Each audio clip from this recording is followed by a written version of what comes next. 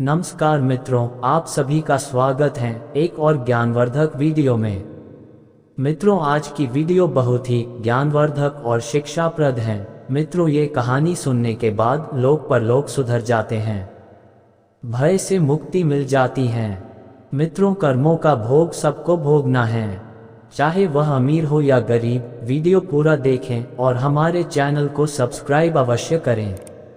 आपको एहसास होगा कि व्यक्ति कितना भी इतरा ले, उसके कर्म उसे उसकी सही जगह पर ला ही देते हैं, और कर्मों का फल जन्म मृत्यु के भी परे हैं। जब तक पूरा हिसाब नहीं होता, ये फल पीछा नहीं छोड़ते।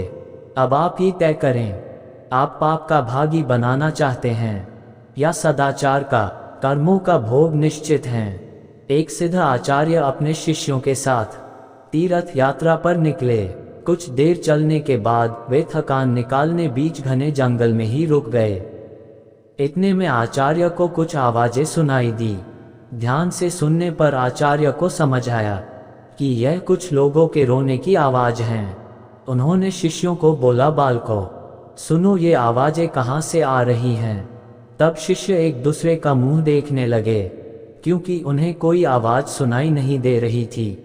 फिर भी गुरु के आदेशानुसार उन्होंने थोड़ी दूरी पर आकार देखा। केवल आचार्य को एक गहरे अंधेरे कुएं से कुछ लोगों के रोने की आवाज सुनाई दे रही थी। आचार्य ने कुएं में झांक कर देखा तो उन्हें 5 लोग बहुत ही बुरी दशा में रोते हुए दिखाई दिए, लेकिन शिष्यों को ना आवाज सुनाई दी और ना ही कुछ दिखाई दिया। तब आचार्य ने उन 5 लोगों को मुस्कुराते हुए देखा और पूछा, भाई किन कर्मों का भोग रहे हो।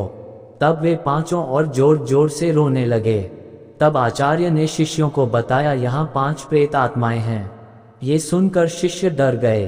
तब आचार्य बोले, बालकों डरो नहीं, तुम सभी इनसे ज्यादा शक्तिमान हो, क्योंकि तुम सब कर्मों से महान हो, और ये सभी आज अपनी पिछली करनी का भोग रहे हैं। आज के समय में इनसे दुर्बल कोई नहीं है। तब शिष्य ने पूछा, इन्होंने ऐसा क्या किया है। तब पहली आत्मा ने उत्तर दिया कि वह पिछले जन्म में ब्राह्मण था, भिक्षा मांगता था, लेकिन उस भिक्षा को भोग विलास में खर्च करता था। दूसरे ने उत्तर दिया, वह क्षत्रिय था और अपनी शक्ति का दुरुपयोग निर्बल असहाय गरीबों पर करता था। तीसरे ने उत्तर दिया कि वो बनिया था, बस खुद के फायदे की सोचता था और हमेशा मिलावट करके सामान बेचता था, जिस कारण कई लोग मारे गए।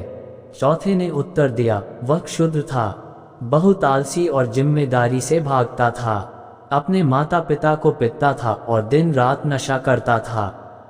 पांचवें ने उत्तर दिया, वह एक लेखक था, अश्लील कथाएं लिखता था, उसने समाज को वासना का पाठ सिखाया था। इस तरह हम सभी पापी अपने पापों को भोग रहे हैं। उन्होंने आचार्य से निवेदन किया, आप गुरु हैं, आप दुनिया वालों को समझाएं कि बुराई का रास्ता क्षण की खुशी देता है, लेकिन इसका दंड कई जन्मों तक अंधकार में भोगना पड़ता है। गुरुदेव शिष्यों बताते हुए कहने लगे, मनुष्य को कर्मों का फल भोगना ही पड़ता है, फिर वो किसी भी जन्म में हो। कहते हैं, जिस तरह ईश्वर हैं वैसे ही भूत भी होते हैं, लेकिन वे जितने दुर्बल होते हैं उतना कोई नहीं, जितने कष्ट में वो होते हैं उतना कोई नहीं। वे अपनी करनी का भोग करते हैं। क्षण की विलासिता कई जन्मों का डर बन जाती है।